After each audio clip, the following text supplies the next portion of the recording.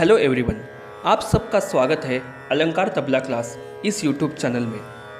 दोस्तों, आज का हमारा विषय है एक कुशल तबला वादक। एक कुशल तबला वादक कैसे हो, इसके बारे में आज हम जानने वाले हैं। बहुत सारे जगहों पे, बहुत सारे एग्ज़ाम्स में इसके ऊपर क्वेश्चन आता है कि एक अच्छा तबला वादक कैसे हो।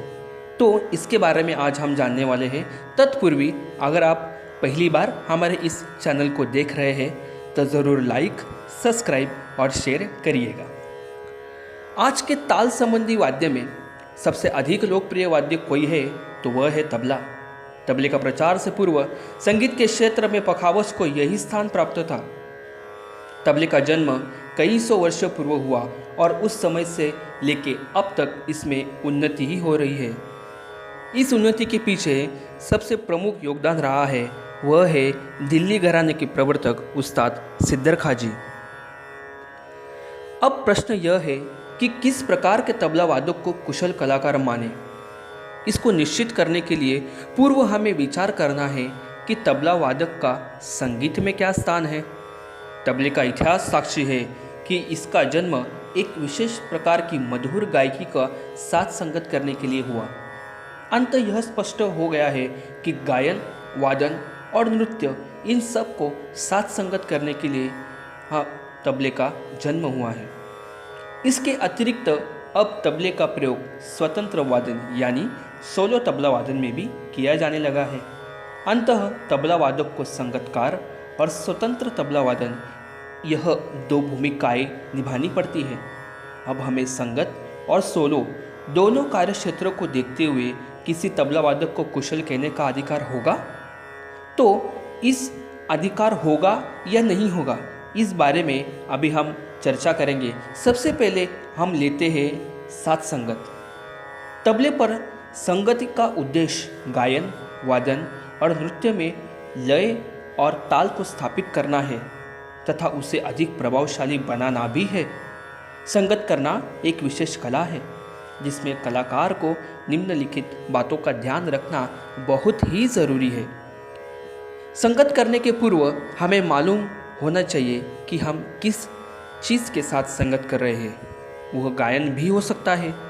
अगर वो गायन है तो उसमें ध्रुपद धमार हो सकता है, तो उसमें हमें पखावज के अंग से तबला बजाना चाहिए।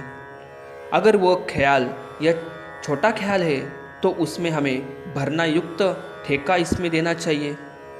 गीत, ठुमरी, टप्पा, दादरा, इस तरह के इसमें हमें अलग अलग तरह से तबले का वादन करते आना चाहिए।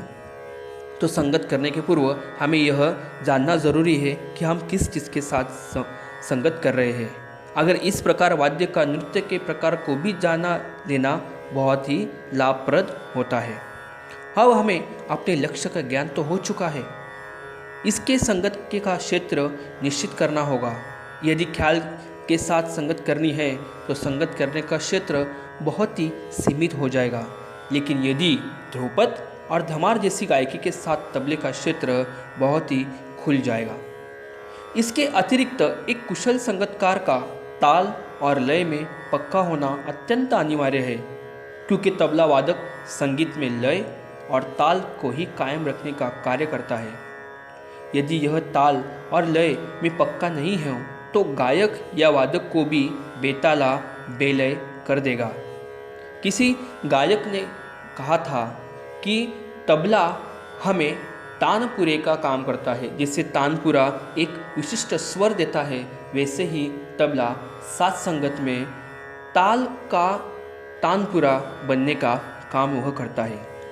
संगीत में सौंदर्य रक्षा का बहुत बड़ा भार तबला वादक पर होता है। संगत करने का मुख्य उद्देश्य गायन या वादन में चार चांद लगाना भी है। अंततः एक कुशल संगतकार अपनी संगत के द्वारा संगीत में सौंदर्य को बढ़ाता है।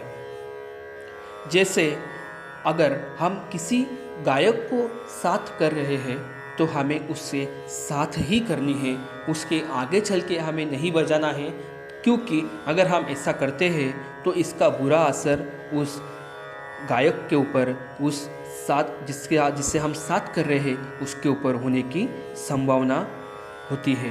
किसी कुशल तबला वादक द्वारा गायक या वादक को असुविधा कभी भी नहीं होनी चाहिए। तो दोस्तों, यह हो गई साथ संगत के बारे में चर्चा।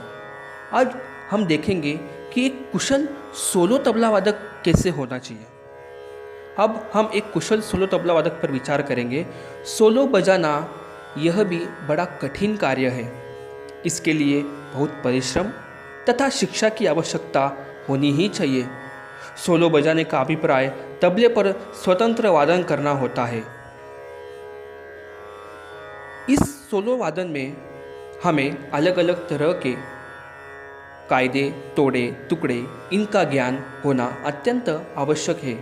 एक सफल तबला वादक को सोलो वादन के लिए लहरा तथा लय का पूर्ण ज्ञान होना चाहिए। लहरे के साथ उसका हमेशा ही रियाज होते रहना चाहिए। लहरे से उसको ताली, खाली तथा सम का ज्ञान होना अत्यंत अनिवार्य है तथा उसकी लय और उसे ज्ञात होना चाहिए कि किस लय में कौन सी बंदिश हम बजाने वाले हैं, उसका ज्ञान भी उस स्वतंत्र तबला वादक को होने चाहिए। अभी इसमें बहुत सारी चीज़ें का भी हमें ध्यान रखना है। जैसे हमें रोज़ लहरे के साथ रियाज़ करना है।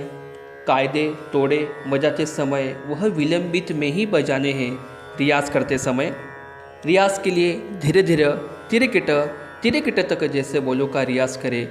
रियाज़ करते समय अपने गुरु और देवता इनका स्मरण होना अत्यंत आवश्यक है। सोलो वादन के लिए पर्याप्त सामग्री का भंडार होना परमावश्यक है। जैसे कायदे, पलटे, रेले, टुकड़े, परन आदि का काफ़ी मात्रा में होना बहुत ही ज़रूरी है। और सोलो वादन में एक सही क्रम होना भी उतना ही ज़रूरी है। अगर वह क्रम सही नहीं हो तो वह वादन अच्छी तरह से प्रभावशाली नहीं होगा। जैसे पहले पेशकार, फिर कायदे और बाद में रेले, परन आदि का वादन होना चाहिए। अगर यह क्रम ठीक से नहीं होता है तो वादन शैली प्रभावशाली नहीं होगी। निश्चित समय में अपने वादन का अच्छा परिचय देने के लिए अच्छी रचनाओं का चुनकर उसको ऐसे क्रम में रखना चाहिए जिससे वादन बहुत ही प्रभावशाली होगा और रसिक प्रेक्षकों को भी इसका आनंद आएगा। तो दोस्तों, तबला सोलो हो या संगति, एक सफल तबला वादक की मुद्राएं स्वाभाविक होनी चाहिए।